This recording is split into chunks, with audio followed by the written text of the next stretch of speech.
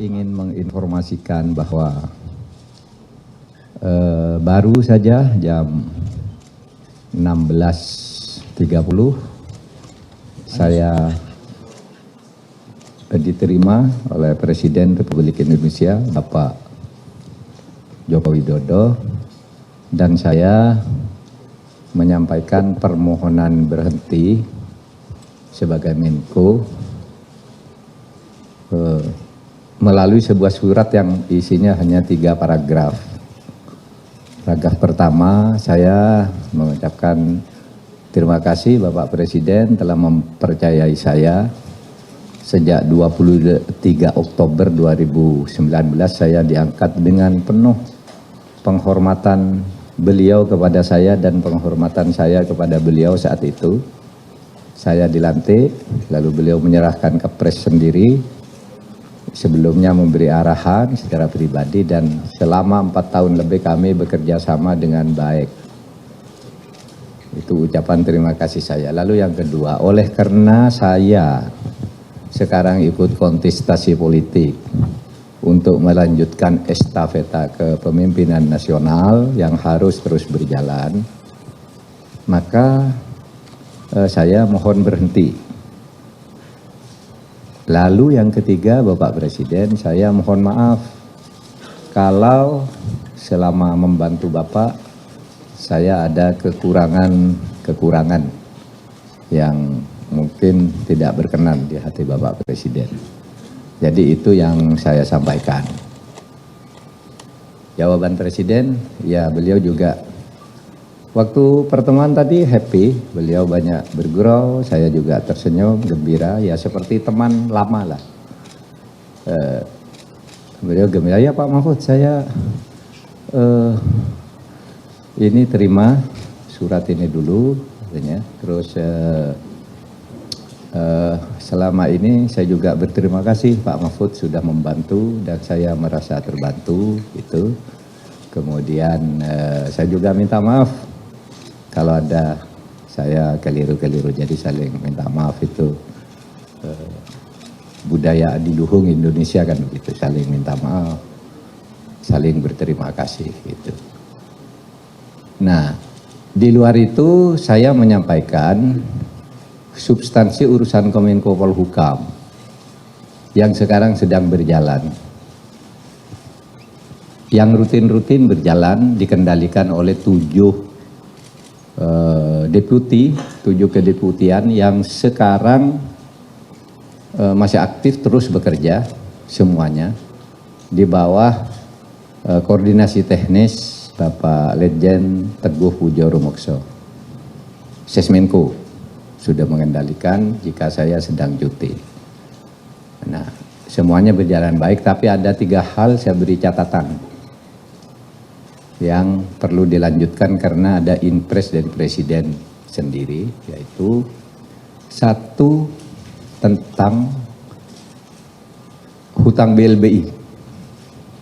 Saya katakan Bapak pernah memberi impres kepada kami untuk mulai menagih hutang tunggaan BLBI. Waktu itu jumlahnya 111 triliun, 110 triliun lebih, 111 triliun lah. Dalam 1,5 tahun kami bekerja, sekarang ini sudah terkumpul tagihan yang sudah ada di tangan kami sebesar 35,7 triliun. Yang kalau dihitung dengan persentase itu 31,8%.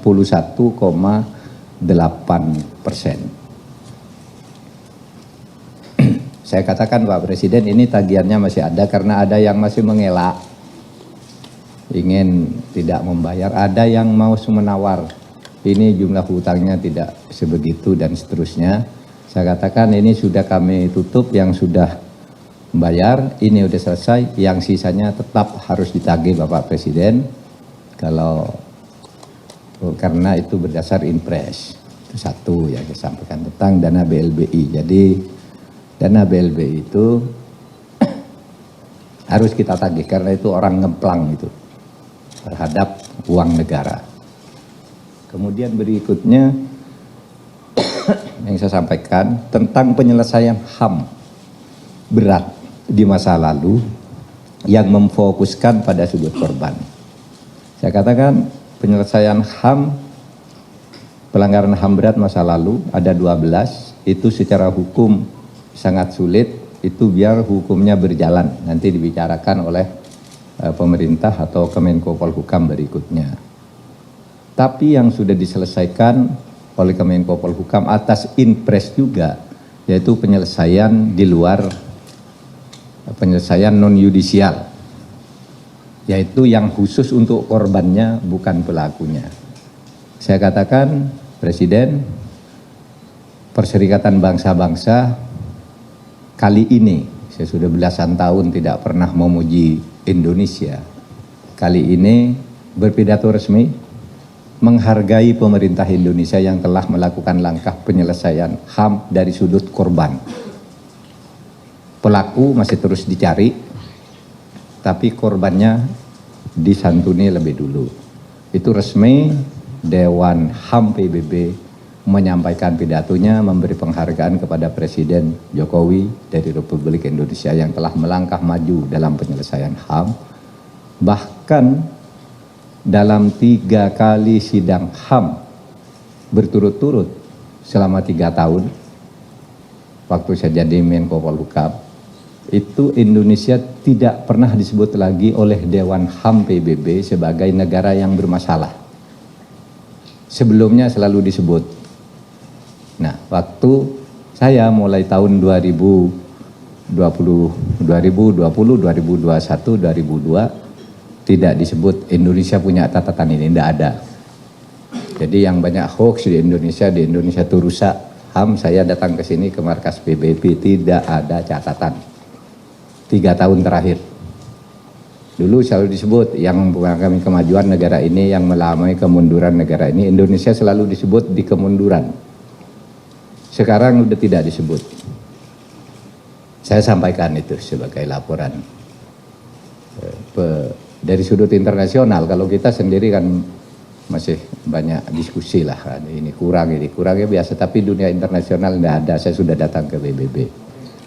Lalu yang ketiga yang saya sampaikan ke Presiden yang sekarang sedang berjalan adalah RUU Mahkamah Konstitusi yang atas inisiatif DPR mau direvisi lagi. Saya katakan kepada Bapak Presiden saya tidak setuju dan saya menghentikan pembahasan itu karena aturan peralihannya itu tidak adil bagi hakim yang ada sekarang. Sehingga saya katakan ya itu 3 hal, yang lain rutin jalan, tidak ada masalah. Nah itu saudara, pertemuan saya dengan Presiden tadi, dan saya mengucapkan terima kasih kepada saudara para jurnalis, terutama di Kemenko Polhukam ini yang sangat rajin datang ke sini dan sangat membantu saya. Sangat membantu. Gaya kerja saya itu justru pemukulnya saya selalu menggunakan wartawan. Karena mukul sendiri tidak bisa kalau ada orang nakal itu. Maka kalau ada orang nakal, pejabat nakal, sulit saya hadapi sendiri, berkoordinasi ke tanah macet, saya lempar ke wartawan, dilempar ke publik, semuanya lancar. Karena kalau macet tidak bisa saya atasi, saya lempar ke atas biar rakyat yang mengeroyok, lalu kembali ke saya, bisa saya selesaikan. Itu yang saya lakukan dalam banyak kasus menyelesaikan masalah.